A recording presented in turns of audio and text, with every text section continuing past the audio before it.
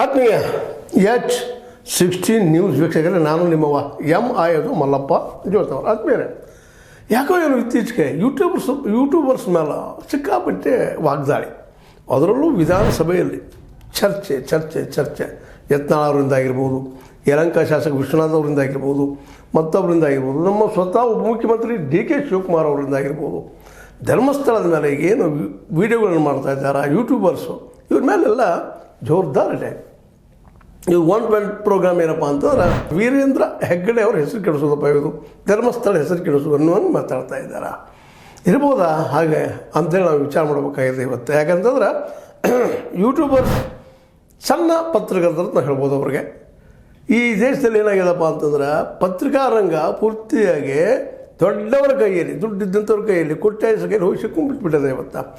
ಅವರಿಂದ ಎಷ್ಟು ಸತ್ಯ ಹೇಳ್ತಾ ಇದ್ದಪ್ಪ ಇವತ್ತು ಈ ಒಂದು ನಮ್ಮ ಮೀಡಿಯಾದಲ್ಲಿ ಅನ್ನೋದನ್ನು ಇವತ್ತು ನಾವು ಸಹಜವಾಗಿ ವಿಚಾರ ಮಾಡಿದರೆ ಅದು ಕೇವಲ ಒಂದು ಪಾರ್ಟಿ ಆಳುವ ಪಕ್ಷವನ್ನು ಹೊಗಳುವ ಒಂದು ಕಾರ್ಯವನ್ನು ನಡೆದಿದ್ದಾವೇನ ಮತ್ತೊಂದು ಇಲ್ಲ ಅನ್ನೋ ಸಾಬೀತಾಗ್ತಾ ಹೋಗ್ತದೆ. ಈ ದೇಶದಲ್ಲಿ ಎಷ್ಟು ಸಮಸ್ಯೆಗಳಿದ್ದಾವೆ, ಬಡತನ ಬಗ್ಗೆ ಮತ್ತದ್ರ ಬಗ್ಗೆ ಸುಮ್ಮನೆ ಒಂದು ಝಲಕ್ ಕೊಟ್ಟುಬಿಡೋದು, ಹೋಗಿಬಿಡೋದು. ನಿಜವಾದ